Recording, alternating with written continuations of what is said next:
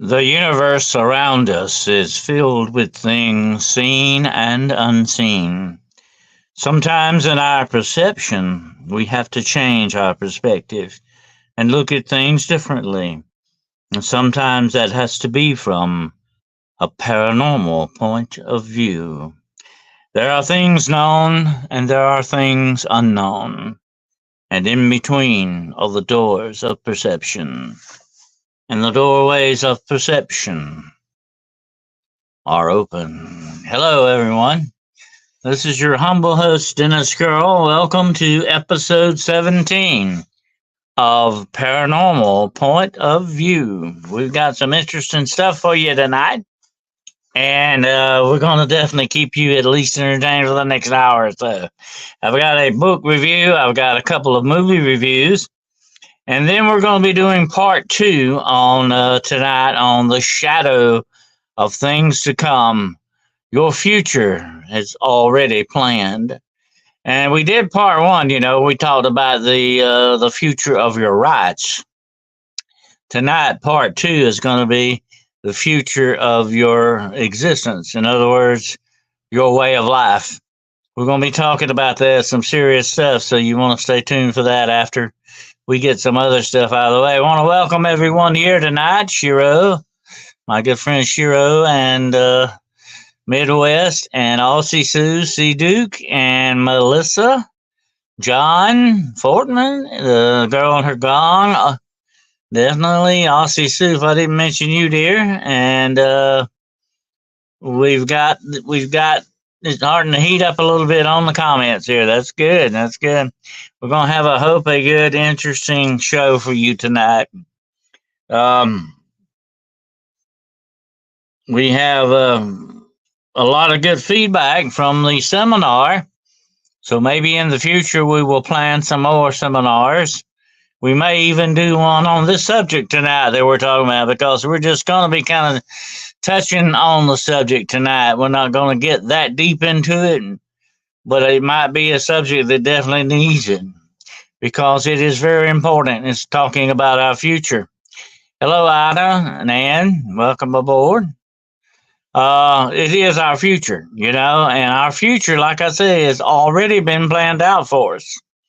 And we need to know, we need to understand what's going on with that kind of a situation. And we're going to be getting deep into that in a little while here. But we've got a few other things we definitely want to get out of the way first. I got a good book review for you. I've got a couple of movie reviews. One of them, both of them are really movies tonight that I can highly recommend to you. Okay. So you might want to check these movies out, and they are, as always, I try to go with the free movies, okay? So I'm trying to save you a buck or two, okay? So these are both free movies, all right? We'll get into those in a few minutes there. And we just letting everybody kind of get together and get in here in the house tonight. The grotto is getting a little crowded, but that's good. I like it crowded here, definitely. The more the merrier, as the old saying goes. Okay, absolutely. I hope you've all had a fantastic week. And thank you, Girl and Gong. I have some great movies for you tonight to check out. And one of them is on one of my favorite subjects that I touched upon Wednesday night. I hope you all enjoyed the show Wednesday night. If you haven't seen it, haven't got a chance to see it, you might want to go back and check it out. It was on the Monsters of the Fae, all about fairies. It was a fantastic show. I enjoyed it. There was one fairy I failed to mention I'm going to talk about tonight, and that's the Doulahan. Now, the Doulagan, you might remember, was the one that gets in your mouth and possesses you, okay? So I've told you about be careful who you kiss, okay? But this is the Doulahan, and the Doulahan is a headless. He's a headless guy, and he has a whip. A whip is made out of a human spine, okay? And he whips that thing. But what he does usually, he drives the coach to bar. Now, the coach to bar, which is Celtic for the black coach, the coach of death. He drives that, And when it pulls up at your door and he calls your name, it's all over for you. Okay, that's the Doulahan. I forgot to mention him the other night. He is a very interesting one, but I'm sure that without a doubt, he is the inspiration for the headless horseman of Washington's Irving Sleepy Hollow. Okay, but he was known a long time before Sleepy Hollow. He is a headless guy, though, or the Fae. He's supposed to be part of the Fae, sort of like a banshee. He's one of the monsters of the Fae, okay? But I hope you enjoyed our show Wednesday night. And if you have to catch up on the fairy episode, John, absolutely, it was great. And I told I've had people some good feedback from that. People will come up saying, "Oh, you told me about some fairies I never have absolutely heard of before." And that was my goal. Okay, I wanted to enlighten you about some of them. The Leon She, oh boy, the Leon She, you got to watch out for her. She's a female Irish vampire. And it got real interesting. The man wolves of Orcery, the werewolves that leave their bodies and go out in spirit wolf form. That was great. It's a lot of interesting ground to cover when you talk about the fairies. That's one of my favorite subjects, absolutely. And I touched upon the trolls, and that's going to be part of my movie review tonight when we get to the movie reviews here in a little bit. So hang on for that. Let's see what we got here. It says, "Are the Fae in your book?" I do touch a little bit on them. I talk about in the book, The Road Unseen.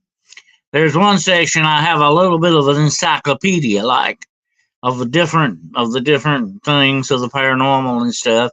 As a matter of fact, I even talk about the wild hunt. Now, I didn't get into the wild hunt Wednesday night, but it is part of Celtic folklore and Viking folklore as well. The wild hunt is supposed to be usually rides around Halloween or in the fall of the year, the Samhain. Samhain is Halloween, the Celtic festival of the dead. It usually rides around then, and in the fall and winter time, they go rushing through the sky. This was the inspiration. The Wild Hunt is where they got the Ghost Riders. You remember that very famous song, with Ghost Riders in the sky? Well, that was inspired by the Wild Hunt. And the Wild Hunt is supposed to be a band of people riding on their horses through the sky. And they're supposed to be the leader is supposed to be Odin, the god Odin. And if you're caught out that night, they will sweep you up. And he'll sweep you up on his saddle bow, and you will be forced to ride for the rest of forever, for eternity, with the Wild Hunt.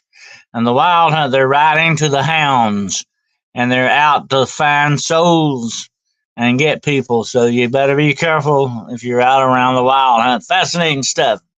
Absolutely. Hello, Roger. Good to have you here. And I touch upon that in my book a little bit. You need to check the book out, The Road Unseen. I've got all kinds of junk in it, okay? I've got all kinds. I tried to make it very interesting. I hope I succeeded. For those that may have read it, maybe you might agree with me. I hope so. But yeah, have you seen Dario Gil and Liverpool? John Foreman, that's where they got all this stuff at, okay? That's a great movie, by the way. One of the best Walt Disney movies. Back when Disney could really make a movie. You hear a lot about the Banshee, the Coach Tabar, the Doulahan, and you also hear about the Puka in there. So they touch upon the leprechauns, of course. They touch upon a lot of those in Darby O'Gill and the Little People. It's just filled with a lot of Irish legends. I also told about the very famous Welsh legend of the grave of the Greyhound, Beth Gellert. So you definitely want to go back and check that show if you haven't seen it. It was a fantastic show. I think we went about an hour and a half with it. It was great. Had a lot of good, interesting stuff in there. Hello, John Temprine. I hope I'm pronouncing that correctly. Kyle Smith, good to have you here. Hello, Crystal. Welcome aboard. And we're getting ready to get the rolling here. All right. I'm going to start off with, I think I'll go ahead and do the movie reviews for you. Right quick, we'll get them out of the way. Pretty sure you just really need to tell the highway troll that there's a bigger one coming along after you. Okay, that's interesting because I'm gonna get into that, John. Hold on. Okay, definitely. Tracy, hello. The girl are gone and everyone else out there. Here's my movie reviews. Okay. All right. I watched two movies this weekend that were very good. I highly recommend. The first one is called Mortal Engines. Okay, now that's a weird title, I know, but this was a great epic movie. It was a very adventure type movie with a lot of special effects in this movie, and it's about cities that roll around on wheels. And it's like in the future, the Earth's future, and of course, civilization has been destroyed, and the great cities left are on wheels now, and they're like driven by steam engines. And that's the name of it. I know that sounds like a weird, but it was a pretty darn good movie. And it has some really good special effects and has some good acting. But what I liked about it, it had a great storyline to it. I'm not going to tell you exactly what it is. You need to discover it for yourself. That's part of the fun part of this movie. But Mortal Engines, okay, like an engine in your car, Mortal Engines.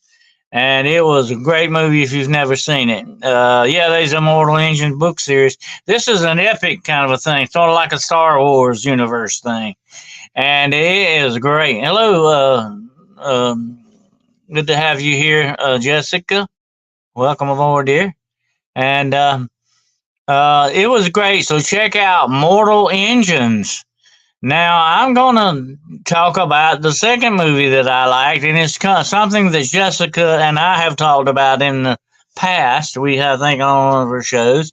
Trolls, okay, and trolls are a fascinating thing to me. I like trolls, and this movie is called The Troll Hunter. That's the name of it, The Troll Hunter. And it was a great movie. I enjoyed it, and it has about this guy. He is actually a troll hunter, and he works. And the movie takes place in Norway, okay, and he works for the government in Norway, and they're keeping the fact that trolls are real a secret. You need to check this movie out. I highly recommend it.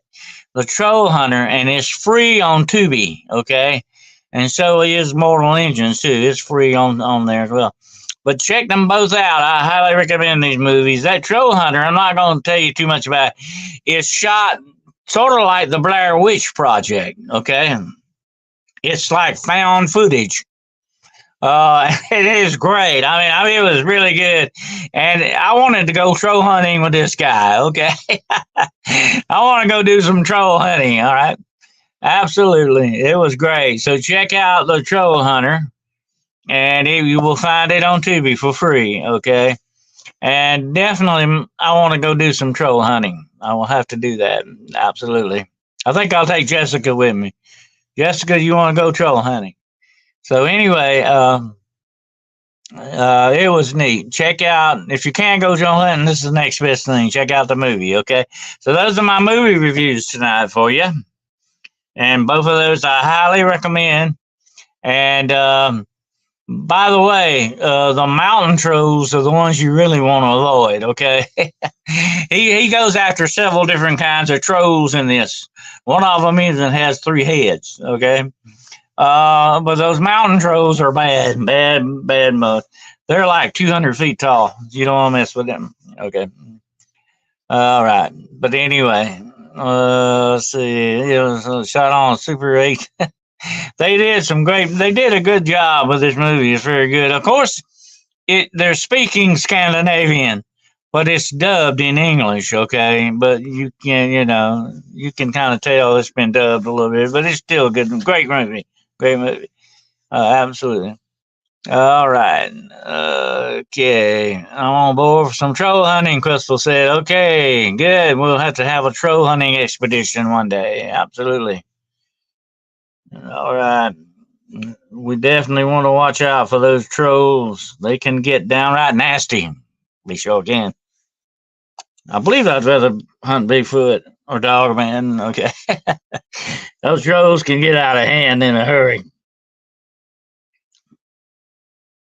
Oh, yeah. course, by the way, there's two things about the troll I want to mention in this movie. Of course, they hold to troll mythology that if sunlight hits them, they turn to stone.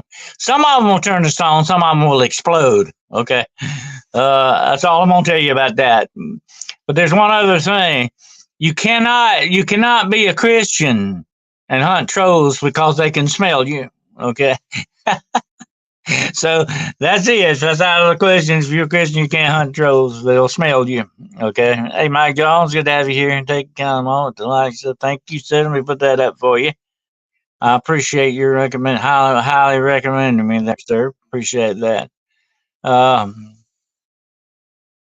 but anyway, yeah, you can't be a Christian believer and hunt trolls. They smell you. Okay. Hello, Judo. Good to have you here, brother. So anyway, that's my recommendation. Check them out. The Troll Hunter and Mortal Engines. Okay. All right. But anyway, moving along now, I have a book review. Here it is. New Orleans Vampires. A friend of mine recommended this book to me. It's a history and legend of the vampires in New Orleans. And boy, you talk about a good book. And unfortunately, it's a very short book. It could have been longer. It would have been much better. But I mean, they really get into this blood in the Big Easy. Okay. And it's a good movie. And the book, and I would advise you to check it out. If you can get this on Amazon, okay, and but it talks about the Carter brothers in New Orleans. I'm gonna have to do a show about this one night on this. You would enjoy it. There's all kinds of history, vampire history, and werewolf history in New Orleans. New Orleans is a very, very hot paranormal place, without a doubt, and yeah, they did a good job on the book cover. I'll put it up there for you to see again. It's got like a stamp on it, and it's history and legend, and it's by a lady named Marietta what's that name?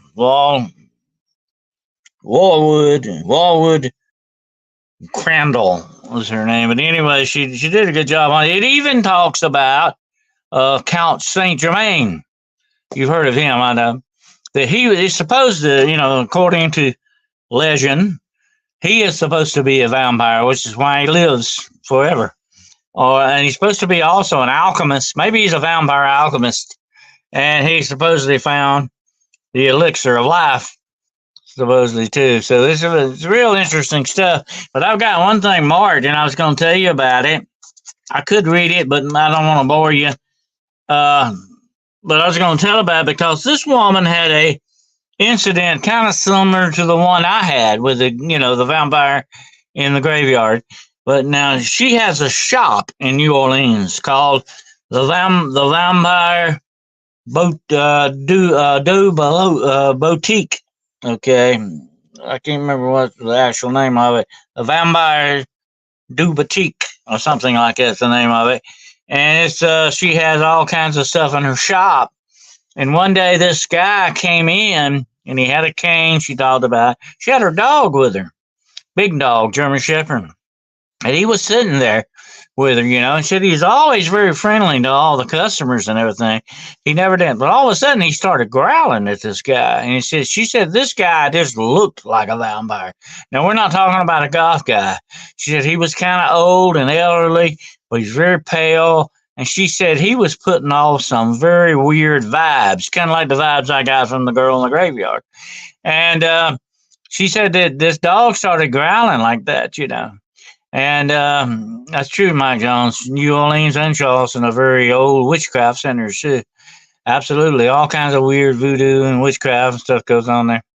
So anyway, she said the guy walks around and he looks up at her and he says, "Do you have the history of a vampire?" And she said, "No, I don't have that book, As a matter of fact, I have that book. It's in my library, okay? It's a fascinating book, too, The History of the Vampire. Anyway, though, she said, "No, I don't." Anyway, so he walked around a little bit long, and then he walked out the door and left. She said about the time he walked out, it wasn't a split second later, her husband came in through that door. And she said, "What do you think about that guy?" And he said, What guy? I didn't see anybody." She said, "Well, you had to pass him because that's the only door, the only way out to the street." And he said, "No, nobody passed me." And she even ran out and looked on the street and said, it was deserted out there. It was gone. She just completely vanished. Weird, kind of like what happened to me. Very much weird vibes on that. So you might want to read about that in the New Orleans vampires. So she actually had what might have been a run in. She said, "I don't believe in vampires that exist," but she said, "Now I might be thinking differently after that episode." And so it's very interesting. So check it out. I think you'll like it. I found it fascinating. Oh, it's one of my favorite subjects too, the vampires. I have run into a few, but we'll talk about that some other time. But anyway, the Screech Owl, Lilith, the Night Hag. Oh yeah, Lilith is supposed to be the mother of vampires as well. Lamia. Lamia is supposed to be the daughter of Lilith, and Lamia is the queen of vampires. That's another legend that connects with her. Yes, the girl in the graveyard. I hope to run into something like that myself one day on my graveyard visits. I don't know, Wizard Moon. You never know what you're going to run into in a graveyard. Okay. Or as Boris Karloff said, we'll go out to the graveyard and dig up some old friends. Yeah. Did she start stocking the book after that? Yeah, she said, now I have. She said, I feel like I'm going to see him again one day. I feel like he's going to show up in my shop again one day. She said, by the way, I now have the history of the vampire in my stock. Okay. So there you go. An actual vampire asking for a particular vampire book. Pretty good recommendation. Yeah.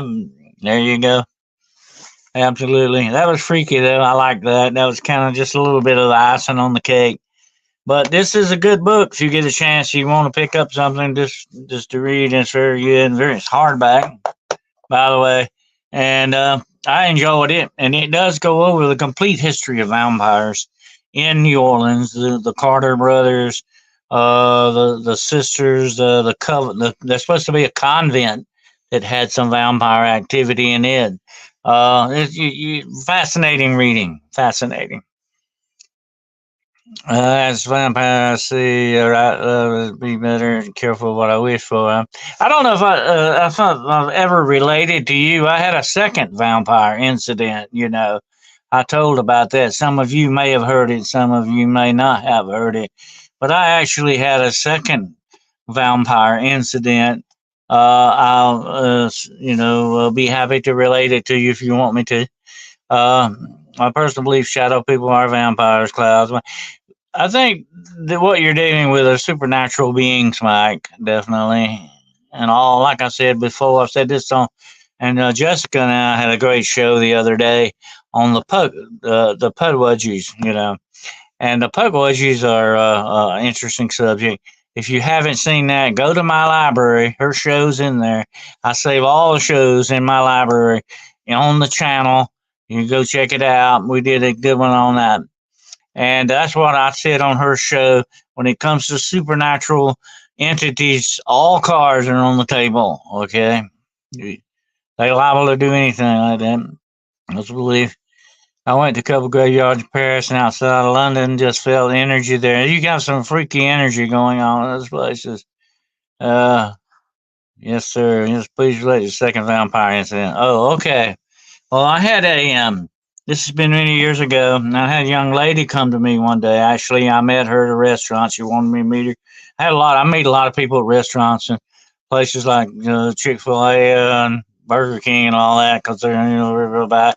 They want to meet in public, and that's fine. That's a good safety measure. Always, if you're going to meet somebody, meet in public, okay? Don't ever meet them alone for the first time, anyway. So anyway, I would meet these people. So I met this girl. She got in contact with me, and this is her story.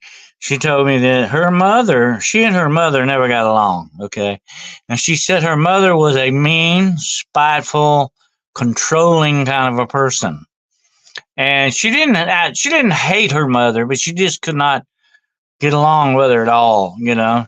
And she said her mother was just downright evil in the way she just did things. She was not just start okay, okay, Jessica.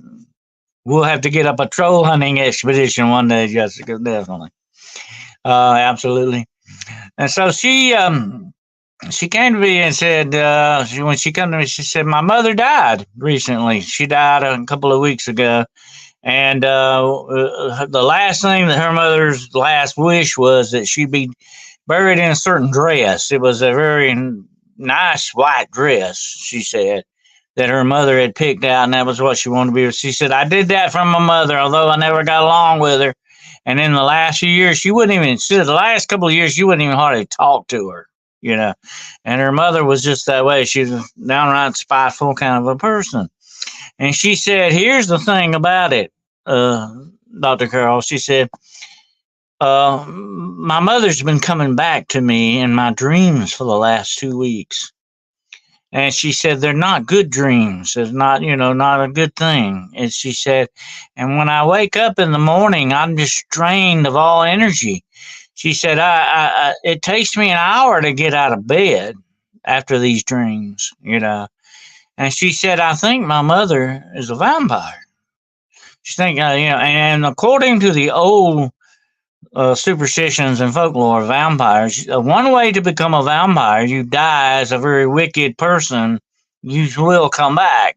You might remember I talked about that in the Monsters of the Fae, about that very bad guy that was a lord, and they had to bury him, and and he kept coming back as a vampire. If you're evil, evil does not die, okay? Evil never dies. And especially if you're very, very evil and you can come back as something bad. So that's what she was telling me. She said, my mother, she said in the dream, her mother was wearing that dress. Okay. She said just the way she was buried. And in the dreams, her mother would come back and said they never talked to each other in dreams. Her mother would just like hover over her in the dream. Okay. But she said the weird thing was the next day, I would just be drained of all energy. It took me hours, she said, and I went to the doctor, and there's nothing wrong with me. They could find nothing wrong with me. And she said, I'm not anemic or anything like that. And she said, well, another weird thing going on was she had some weird bruises around her neck in the morning. Okay. Well, I said that could be explained. Sometimes you can hit yourself in your sleep or scratch yourself and not know it. But that kind of made me pause when I heard that. You've got some bruises going on around your neck thing. And so I said, and she said, I just got a feeling my mother, if anybody would come back as a vampire, to be my mother. Okay. So I said, well, I'll tell you what I'll do. She told me where her mother was buried. Her mother was buried in a mausoleum. Okay. And I knew where it was.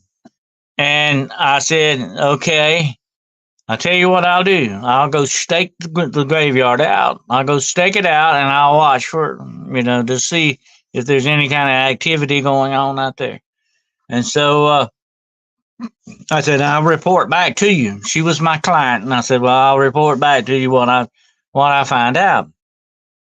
So for about a whole week, I staked the cemetery out, watching this mausoleum.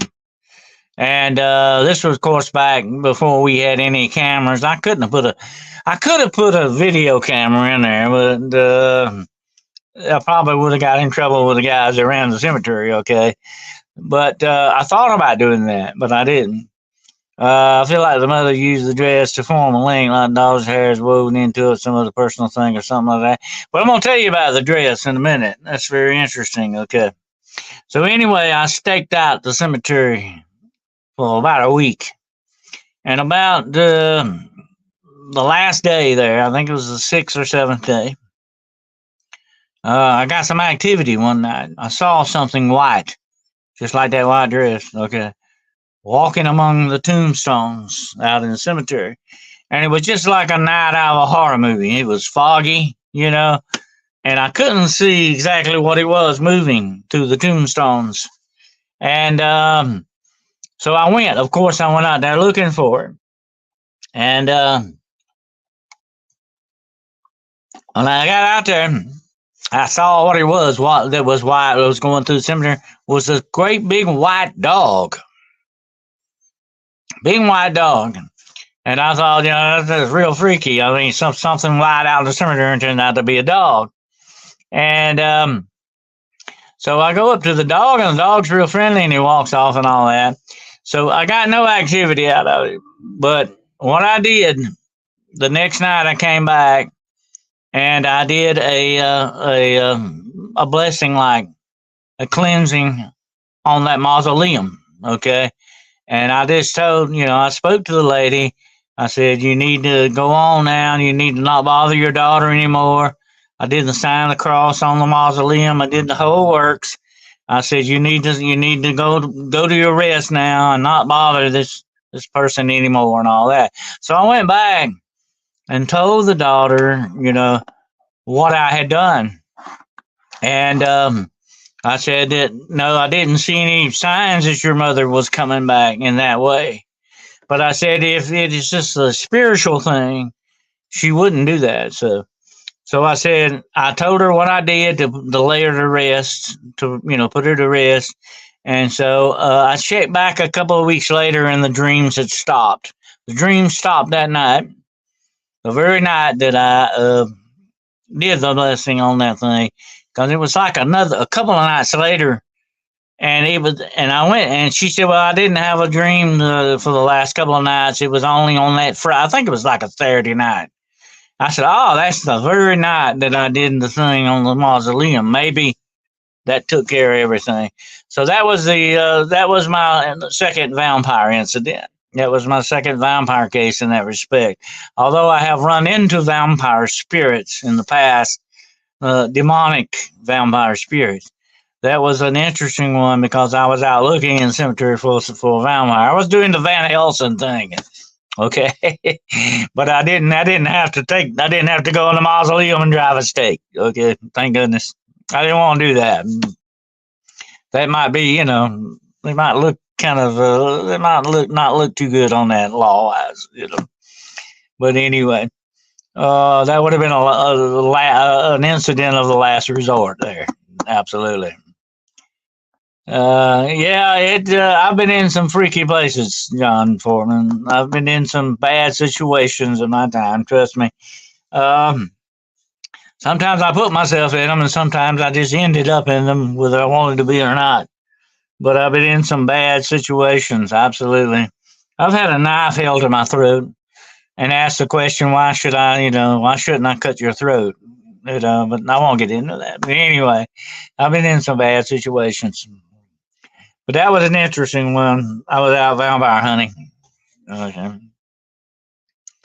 But I thought you would enjoy listening to that one of my cases there.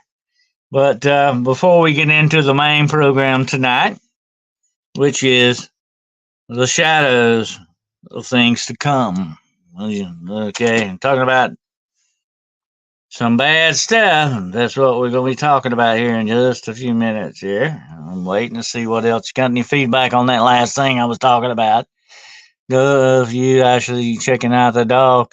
Well, the dog was kind of freaky. And I often wonder, here's the thing about it. I thought, I wonder if maybe she came back as a dog and she was fooling me, Maybe she pulled a trick on me there, but I don't know. It was kind of funny. Of all dogs in the world, be a big white dog, But anyway. And then the cop was a paranormal investigator. That was the paranormal investigator, okay? I couldn't do that in official capacity. They don't allow us on the force to do much vampire hunting, okay? Unfortunately. Actually, you have to be very careful. It is against the law to be in the cemetery after sundown. You know that, don't you?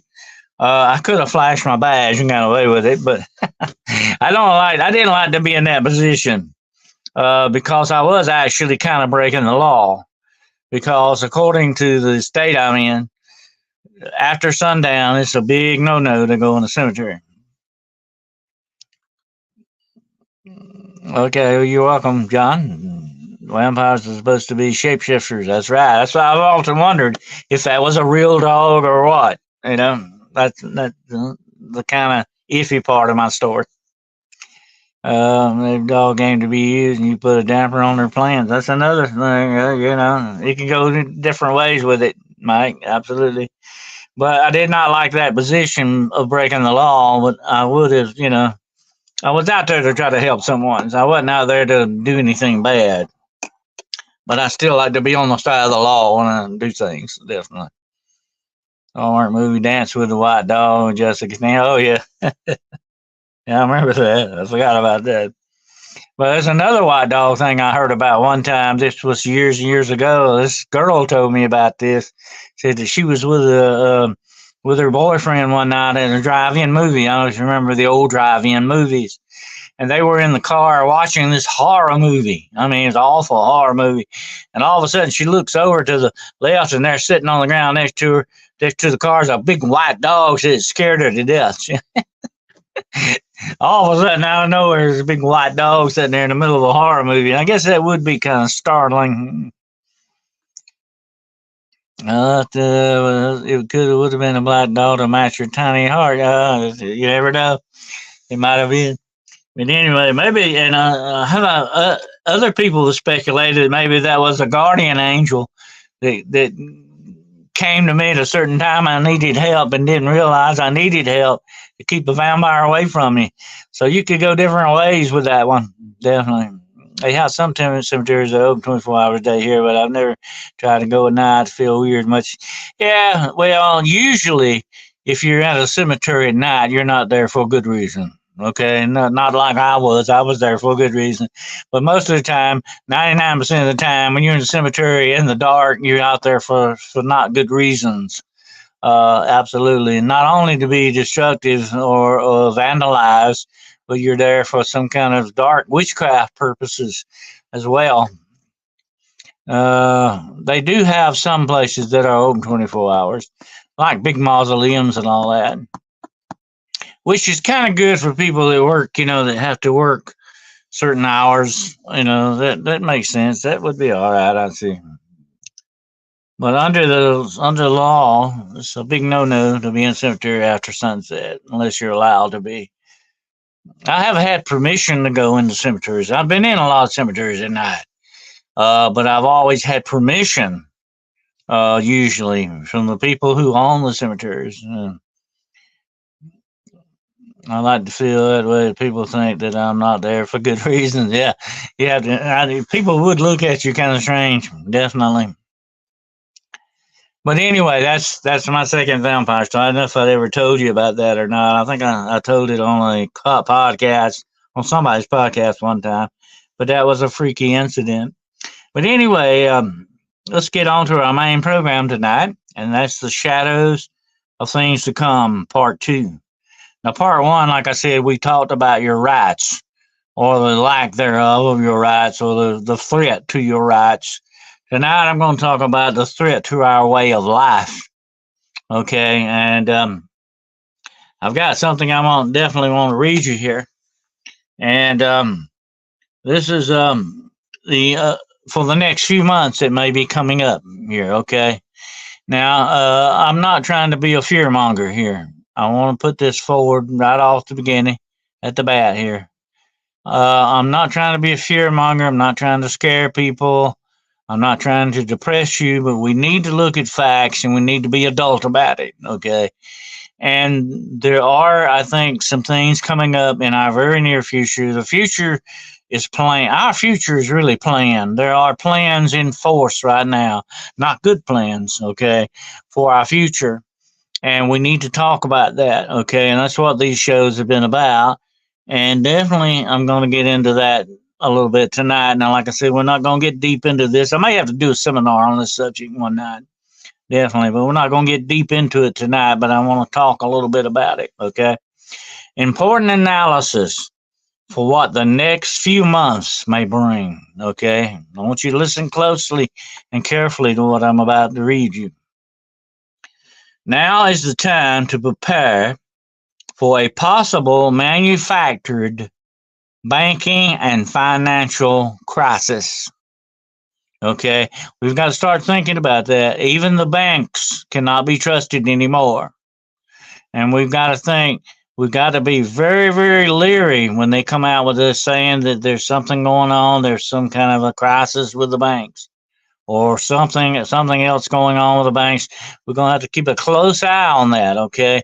Because they're going to use something like that to take control of the banks, more control over the banks, okay?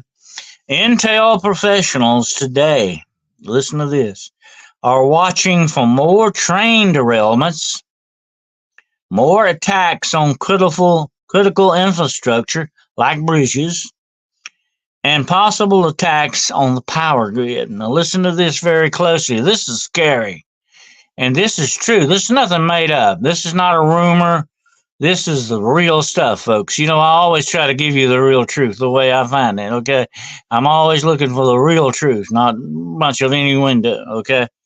Chinese CCP hackers, okay, are standing ready tonight, right now, to take down our infrastructure and technological grids and utilities of service. Did you hear that? They're ready to take down every bit of our stuff. And they can do it. Don't think for one moment that they can't do it. Listen to what the guy, the head of the FBI said. 50 to 1. There are 50 Chinese hackers to our one people that can keep them back, that are watching, okay? That's 50 to 1 ratio, probably more than that. That's just what they know about. It's probably more like 100 to 1 ratio of Chinese hackers against us, the guardians of our infrastructure. That's alarming, folks. Okay? That's not good at all. Okay? Now, what you can expect with a major shutdown of the grid and a loss of power. It'll be your power, it'll be your water. Okay? Listen to this. When emergency generators run out of fuel, it takes 3 minutes for people on life support without oxygen to start dying. Now, I used to work at a hospital, and I know that without a fact. We had backup generators, and they had a problem with them taking about a minute to come on when the rain power went out. I remember this well. They had people almost dying because of that, and they had to fix the generators so they wouldn't have a lag in them. They would come on immediately when the power went out. You can't play around with people's lives like that, okay? And you got to remember that's what's going on with this. Number two, when people are without shelter, either in cold or when there is intense heat like June and July, it takes about 3 hours. Now listen to this. It takes only 3 hours for the elderly and most vulnerable to start dying from heat stroke. Number three, after 3 days without water, people start dying. 3 days, that's it. Okay. Number four, after 3 weeks without food, people start dying. Okay. Okay, John says, I think that's a cover for when a solar flare takes out the grid. It's just tied to power. But the Chinese have this capacity, John, already. Don't worry about them turning a false flag. We've got to understand who the real enemy is out there, okay? The Chinese already have this capability. Without power, listen to me very closely. Without power, hospitals eventually start shutting down, along with grocery stores. Around day 3, riots typically start, and that's when your local grocery store becomes a target for raiding. It's a perfect scenario. Listen to this. All of this is a perfect scenario for emergency restrictions, delaying elections, pushing people into civil war, and calling on the UN to come into your country to protect your nuclear arsenal and repair your critical infrastructure. You get where I'm going with this? And now, Crystal says, now there's not even a lapse in the generators at your old stomping grounds, huh? Oh no, not now, but people were dying on account of that. But look, how long can the run? Listen to me a minute. How long can the generators run without power grids? They only run so long, and that's it. People are going to die, folks. People are going to die. I mean, not just a few. I mean, by the thousands, okay? That's what you're looking at. The Chinese have this capability. You know, the Russians have it too. Russian hackers are out there. You on a very thin thread, my friends, that can snap at any moment. Trust me, it can happen. That's how quickly this future can catch up with you in a twinkling of an eye, okay? Definitely not looking forward to any of this. Absolutely nobody is. I'm going to tell you why. Because you're looking at the beginning of the end of civilization as we know it. People are going to start killing people for a piece of bread. They're going to break in your house and kill you for what they think you might have in there that they can eat. This is coming. This is coming. It can happen at any moment. And that's why I'm here. And people like me, we do shows like this. We're warning you not to try to scare you. I'm not trying to scare you and keep you from sleeping good tonight. I'm trying to warn you. You need to start getting your stuff in order here. You need to start getting you some water up. You need to start getting you at least 3 or 4 months supply of food. You need to start getting some stuff up. You better get you some ammo up, okay? Because you're going to, whatever you have, including your life, you're going to have to defend it with deadly force. You hear me? With extreme prejudice. That's the way we used to talk in law enforcement. And that's what the future is. That's the future that's already planned for you. Okay? Don't think for one moment, my friends, that none of this is being planned. It's just going to happen. No, it's a plan. And the government is planning against you as well. Okay? We don't need a solar flare, though, John. They've already got, what I'm trying to tell you, they've already got the capacity. They've already got the capacity to do this. We don't need it. It doesn't have to be a solar flare. It doesn't have to be anything natural. Of course, that can be part of it as well. But I'm saying it doesn't have to be that. They've already got the capacity to do it. They can take us down in the next 5 minutes. They have that capacity. We are outnumbered. And meanwhile, they're spilling across the border in a tidal wave that's never, and who knows what's coming across the southern border? God only knows, okay? The government certainly doesn't.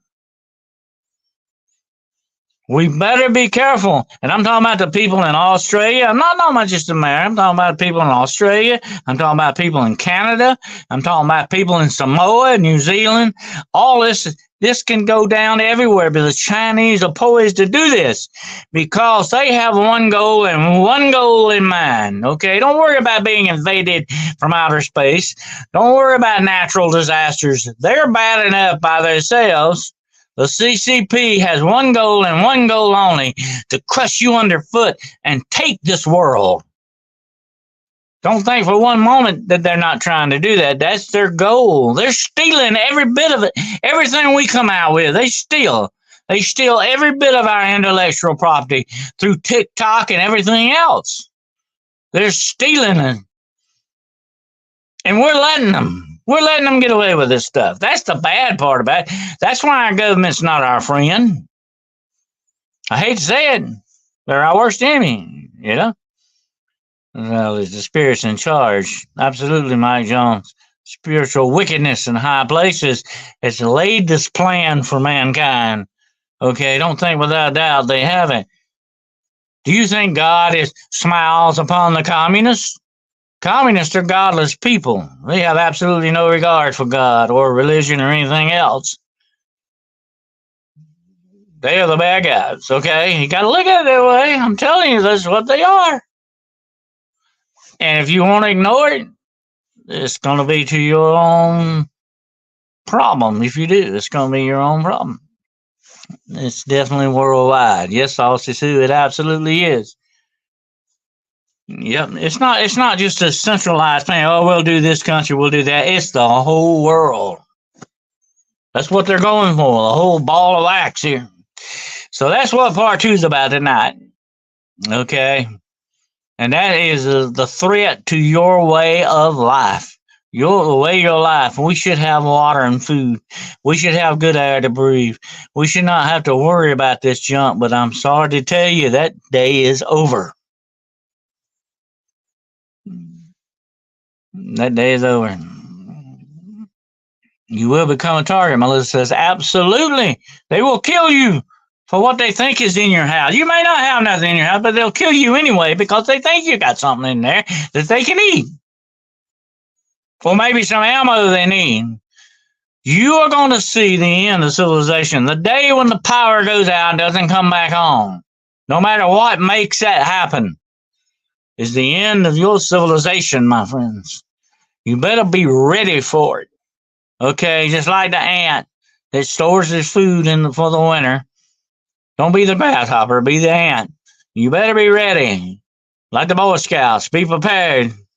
You better be ready because it is coming, okay? Just like, Paul Revere rode through the streets once upon a time. The British are coming. It's coming. We need to listen. And we need to watch. We need to be smart. And we need to prepare and be ready. At least we can live a few more weeks.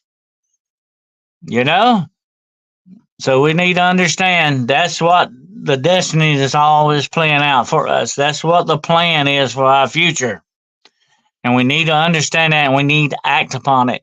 So think about it. Getting you some water up. You can't live without water. What did you hear me read? 3 days. You can go without water and that's it. You're gone. You will die. Okay. 3 days without water.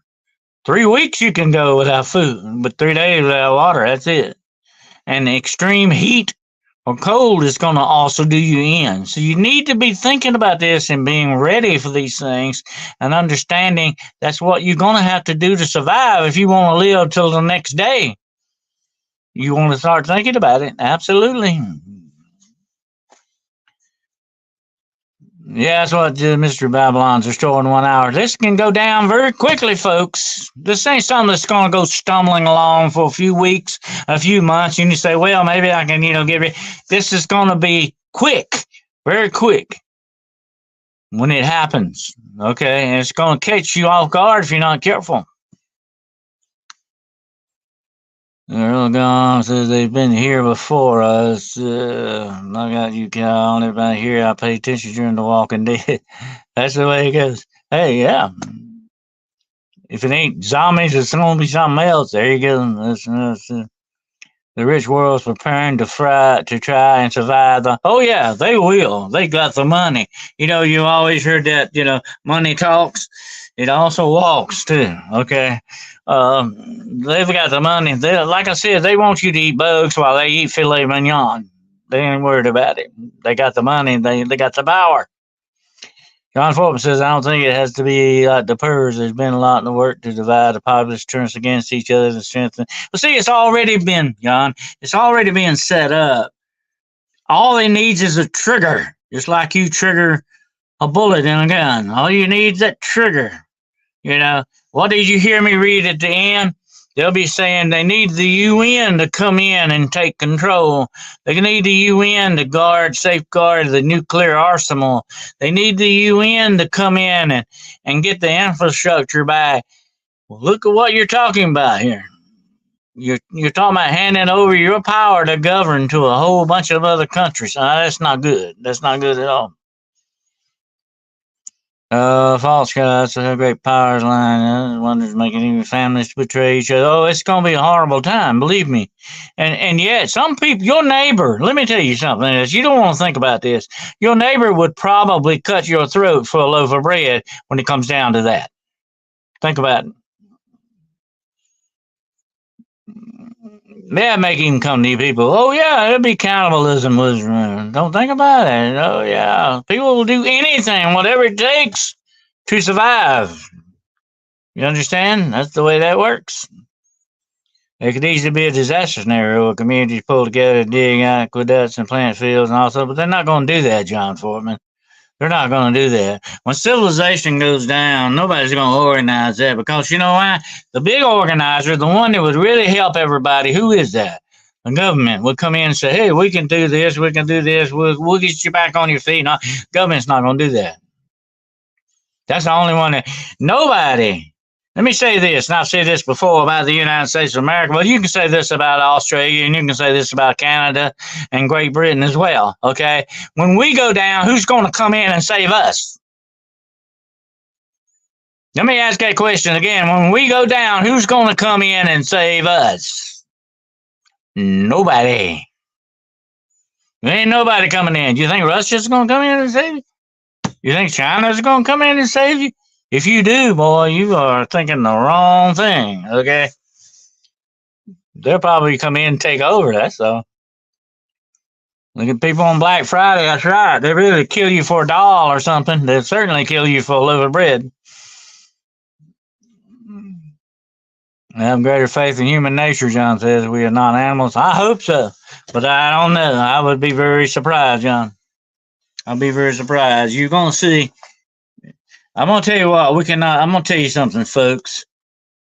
The only thing we can really put our faith in is our Creator. In the end, He is the one that's going to get us out of this mess. It's not going to be us. Okay? He is the one that's going to have to get us out of this whole situation. That day is what I'm looking forward to. Okay? That time is what I am looking forward to. The government's not going to do it. You think if you think your government is that concerned about you, is going to come in and save you, you got another thought coming. When it goes down the line, and the really rich and powerful take over, they're the only ones they're concerned about, not the little guy. Okay, they've already, like you said before, they've already divided us. They've already got us pigeonholed. They've already got us turning against each other. All they need is that trigger. They pull the trigger on him. That's all. People go into a panic mode now when power's knocked out during storms and other natural disasters. They get upset when a traffic crash or a tree takes down power lines. Imagine when our money is cut too. Yeah, they're going after your money. Don't think they're not. They're going to control that money because if they can control your money, they will control you. That's what I talked about last time on part 1. When they control your money, they will control you. What if they call you up tomorrow, John, and say, well, if you didn't go do such and such a thing, we're going to freeze your bank account. You're not going to get where you going to get your food at then? How you going to pay your bills if they freeze your food account and your bank account? Where you going to get your food? That's what they want. They want absolute control of you, and that's what they're seeking. And they will get it. They will get it. You'll wait and see if they don't, because that's what they're out for. Absolutely. Woo Rider says, my son, little D, got the same ball game tonight. Go Broncos. Okay. He did good, huh? That's right, Melissa. Crystal says, my daddy and I was just talking about taking our means of communication yesterday. Yeah, you better have some kind of means of communication. You better look at having a ham radio or some kind of shortwave radio or even an old CB, whatever. You better have something that you can fall back on, okay? Because you cannot trust the internet. I'm going to tell you what happened that day, and I remember 9/11 well, okay? That day that happened, we got on the internet trying to find out what was going on. It went down in a flash. I mean, it froze up and went down. It was useless. The only thing, you know what we got our news on? Luckily, we had a radio. I remember going out to my truck and listening to my radio to hear what was going on because the computers were useless. There you go, Melissa. Get your ham radio certification. When Trudeau froze the accounts of Canadian citizens for donating to the trucker ad, the whole country swarmed banks making withdrawals. Yeah. Yeah, that's what they want. That is the ultimate power over you, your money. And you know what? If you want to go look at your money, you know your money is nothing but credit in the bank right now. That's really basically what it is. It's paper. It's just some paper in a bank. Okay, you got to look at it that way. It is electronic now. Okay, it is electronic. That's just the way. That's the way it goes. And somebody said the other day, "Well, I'm gonna get me some gold up, and I'm gonna get me some." Well, that's gonna be useless. They're not gonna take your gold. Right now, there are many places in California, and I know of, and just right where that will not take cash. You're going to see more and more and more of that in the future very soon. They're going to quit taking cash. Nobody wants to mess with cash and change and all that stuff that you carry around in pocket. Forget that. That's going to be useless one day because it's all going to go electronic, and they're going to have that power over you in the bank. The banks right now, do you know there's some banks were caught actually denying conservatives loans because they held political beliefs that they didn't like? The banks were doing that. Come on, wake up, people. Wake up, wake up. Time to smell the bacon. It's cooking. Okay. I was in 10th grade, took a period when 9/11 happened. They locked the school down for 3 hours and watched on the classroom TV on the wall. Computers were useless that day. We tried to get on computers, find out what was going on. It was just useless. It went down in a hurry. And that's the way all things can go down. Okay. That was just a little bit of a crisis. Think about a major worldwide crisis. What will happen? Everyone needs to keep cash as they're going to be wiped out. Your account's free. But what I'm saying, Aussie Sue, your cash won't be worth anything. You won't be able to buy anything with it because they won't take your cash. They're going to say you got to come up just like you got with a phone now. You know, you can walk in with your phone just about anywhere and buy what you want to with your phone right now. It's going to all be electronic, except it's going to be a chip in your hand. Okay? It's going to be on a chip. Everything about you, your bank account, you can answer the phone on the chip. I told you about this. It's coming. That's the part of the system. And I've said this before about the Antichrist, okay? We'll talk about the Antichrist. I'm not going to get into that tonight. He is not just a man, my friends. Do not believe that. He's not just a man. He's a demon. He's a devil. He's the son of Satan, but he's also a system. Do not forget that for one moment. He is also a system. The Bible clearly says that, without a doubt. My daughter got the same, barter system since cash uses. I don't even know if there'll be a barter system because they won't allow that. Don't you understand? They're going to clamp down, Melissa, on everything. They're going to put a clamp on it. And they're going to have it going just the way they want it to go. And if you don't march to their tune, you're not going to march at all. You've been in the military, you know about marching. Okay. Your life will be controlled by the flip of a switch, David says. Absolutely, David. Lester, that is true. No mark of the beast for me. I tell you what, you either take that mark or you go to hell or you die. That's the only choice you're going to have. Or start to death, whichever the situation may be. But that's going to be it. And it's going to be a bad thing on parents and grandparents when they have to sit there and watch their children starve to death. That's a bad thing to think about. You have to sit there and watch your children starve to death in front of you. That's a hard decision you're going to have to make, folks. A horrible decision. Feed them for now or doom their souls to hell. Because you take that mark, that's it. You mark like cattle. It's a cattle mark. You know what a cattle mark is. Ranchers can tell you about that. You got cows out in the field. You got to mark them. You got to brand them to prove that they belong to you.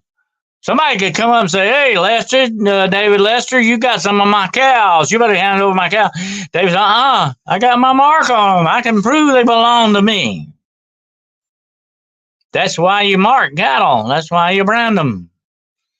To prove ownership. Okay? Just because they're sitting on your land doesn't mean they belong to you.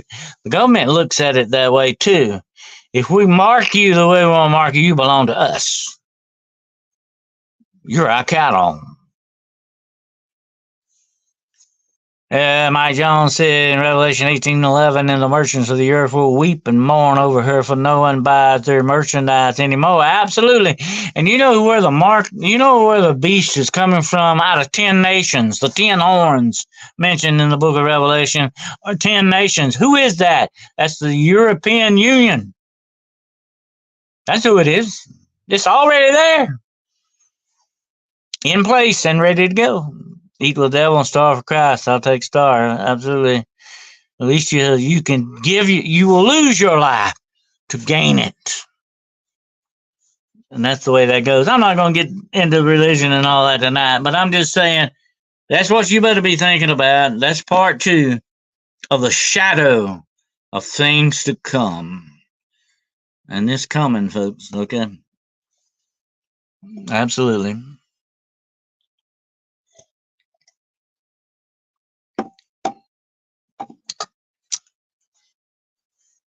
All right. Take away our water rights. Yeah.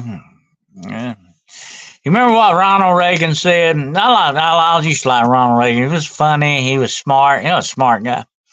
He said the one thing you never want to hear is, "Hello, I'm from the government and I'm here to help."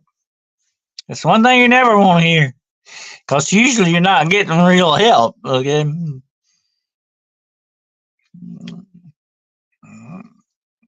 Wouldn't be worth living. I tell you, it's going to be a horrible time. Think about it.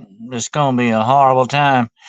But I'm not trying to be depressing. I don't want to be depressing. I'm not that kind of guy. I hate being depressed. I hate depressing stuff. I don't even watch some movies because they're downright depressing. And remember what I told you before. About the things that hurt your spirit. Don't indulge in that. Okay, if it bruises your spirit, don't go that route. But this is something that is the truth. Okay, folks, and we need to look at the truth and understand it for what it is. We need to embrace the truth, because we don't want to deal with lies and rumors and innuendo and maybe scenarios and all this stuff. Let's look at things for what they really truly are and see what they truly are. Like I said before, we don't want to overcomplicate things. We don't want to overthink it. Mankind has a bad tendency to overthink things sometimes, okay? We don't need to do that. We need to see things for what they truly are, clearly as we possibly can, because that's the truth.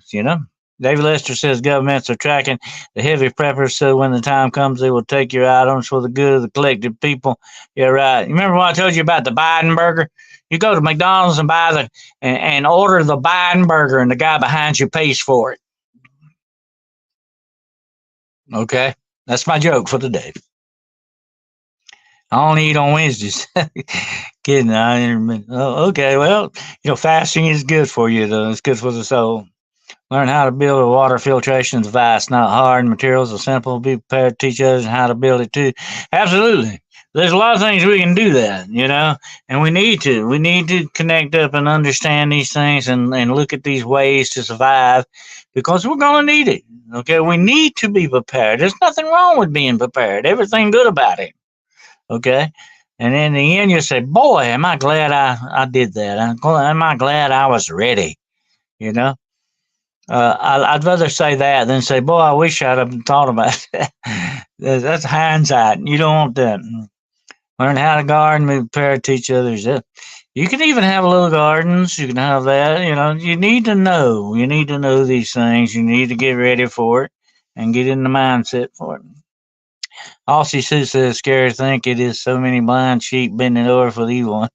Absolutely. Absolutely.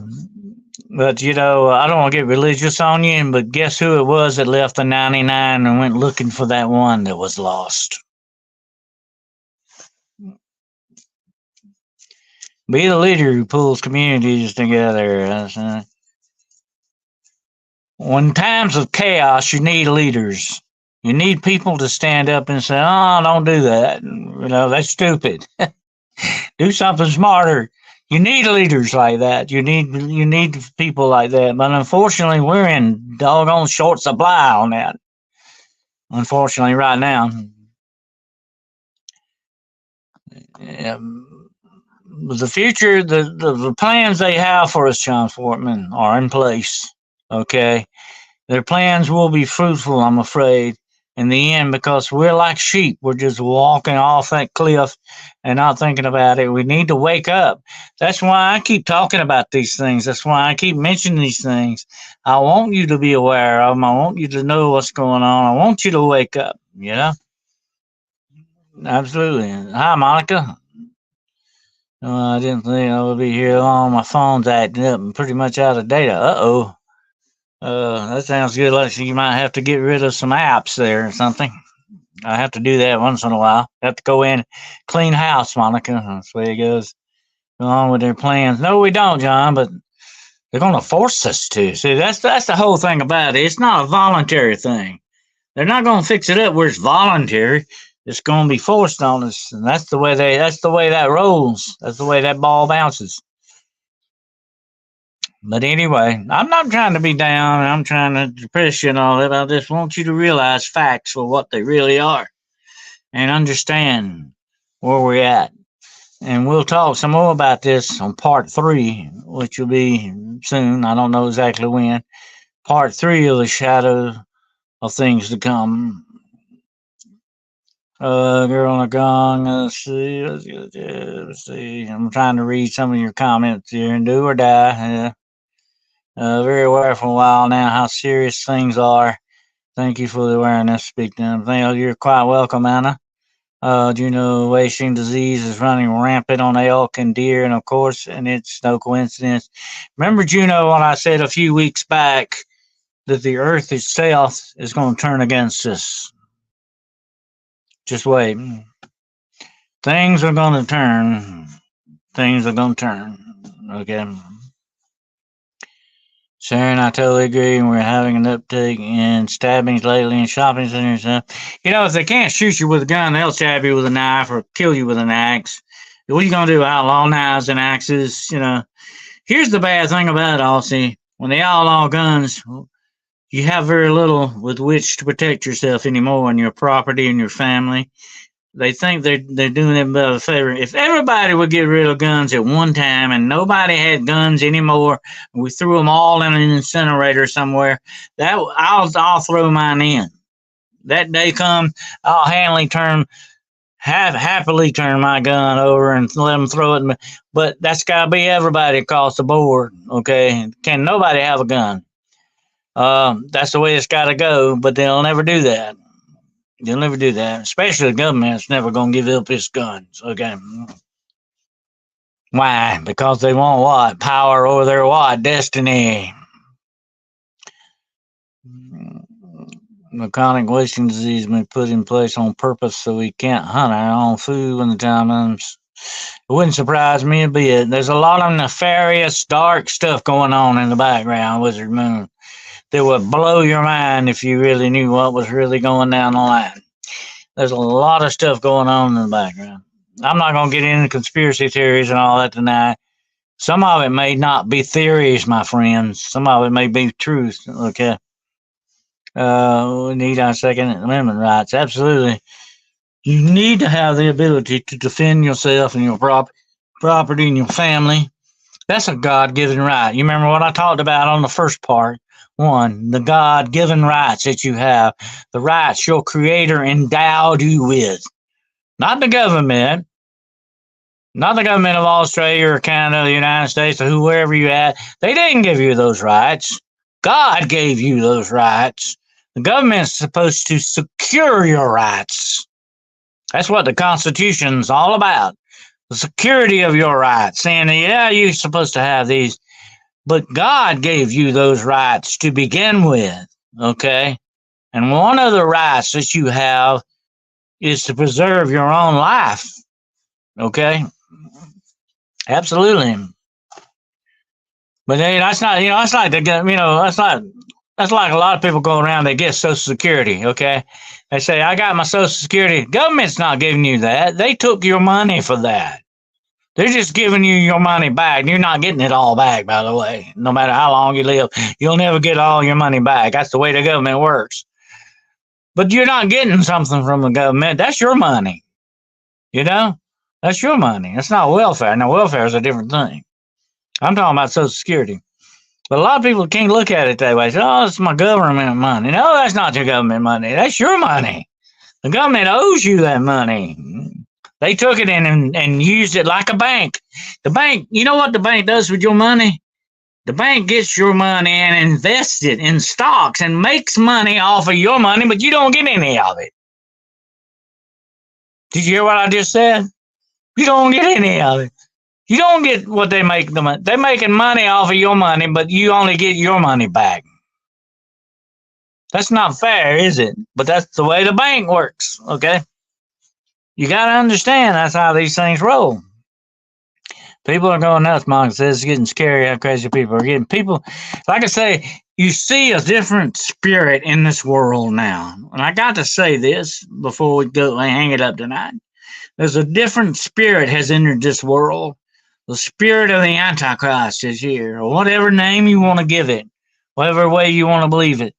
There is a bad spirit in this world, and it's taking over. It's taking over nature. It's taking over the animals. It's taking over us. It's taking over governments.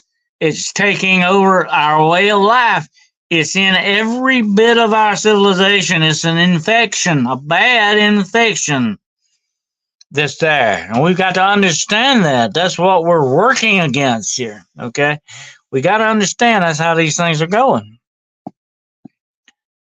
People, let's see. Learn to protect yourself and your family and your property. Absolutely, Melissa. Absolutely. And you know what? I'm going to tell you this, okay? Because I'm a former law enforcement officer. I'm going to have to carry my gun. I knew this. They told me this when I left out of the service. They said, look, you'll have to carry your gun the rest of your life because there's some people out there may remember when you wore a uniform. So you'll have to carry that gun the rest of your life because you'll always have that invisible target. It's visible when you got a uniform on, but you still got an invisible target on you. And I'm going to say this to all of you out there tonight. You all, not just me, you all have that target for some people, okay? There's some bad actors out there. When they look at you, they see a what? A target.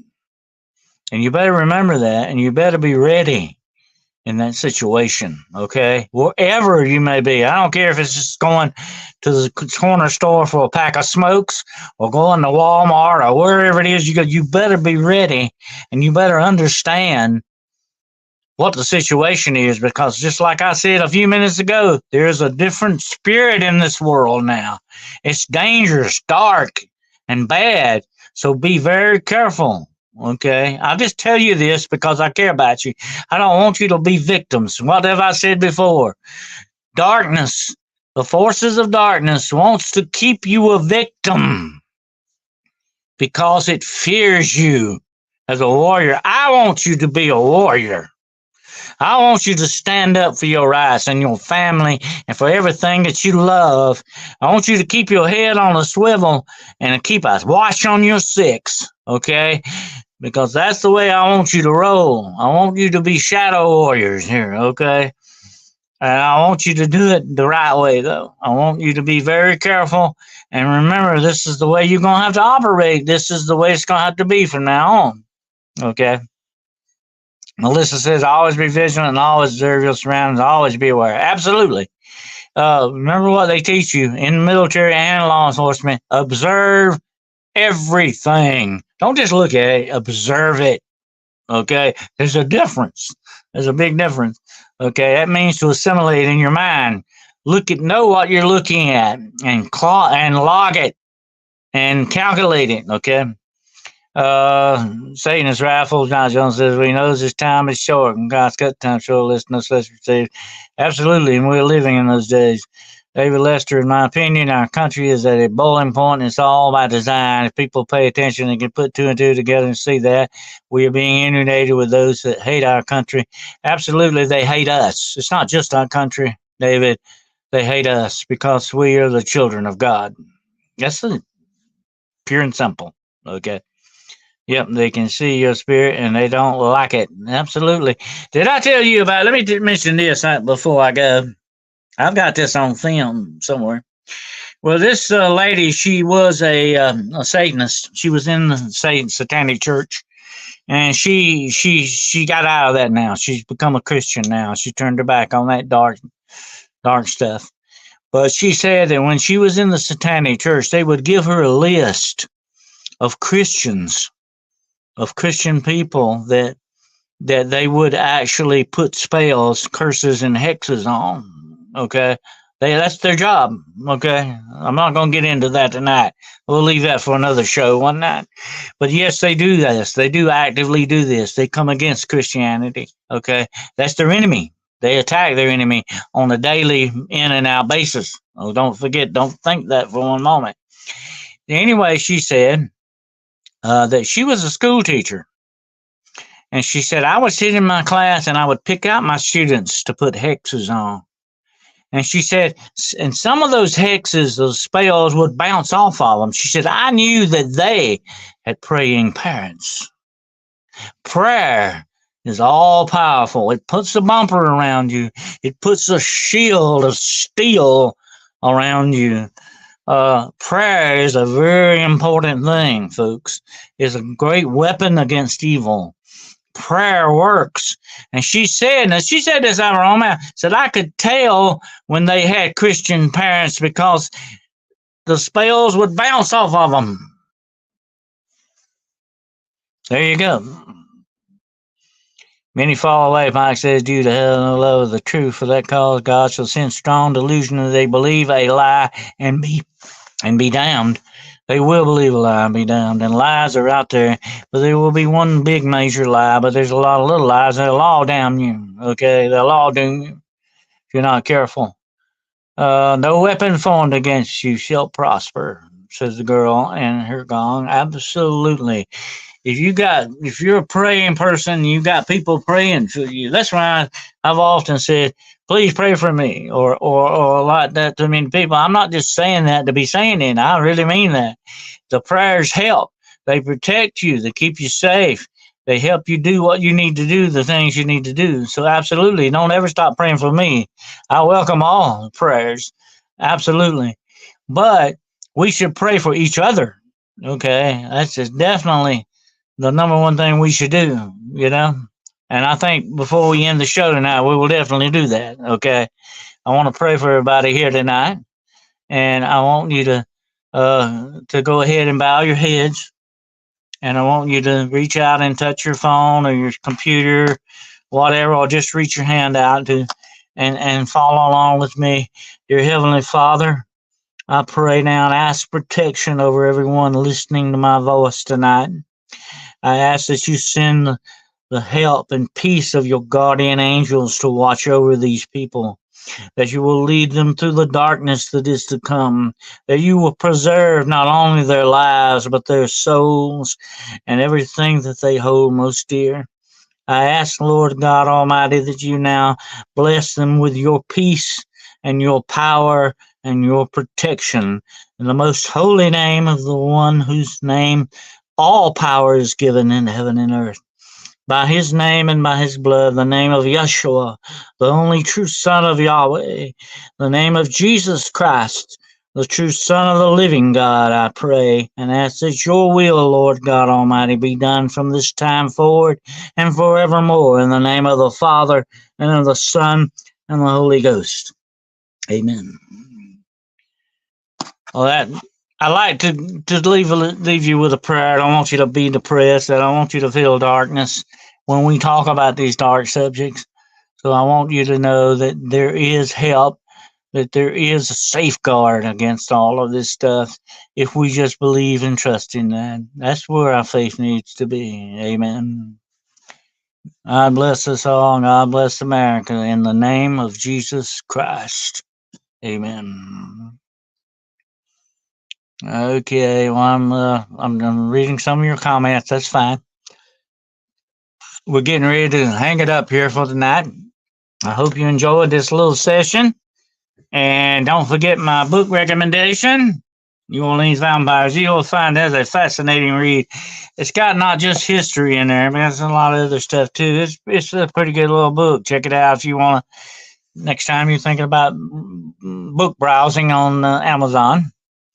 And don't forget the two movies I recommended, Mortal Engines and The Troll Hunter. You won't be disappointed with them. They're pretty good movies. And I thank you all for being here tonight.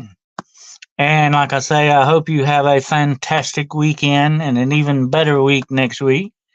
Then we get together again on Hunting the Shadows Wednesday night. Lord willing and the creeks don't rise.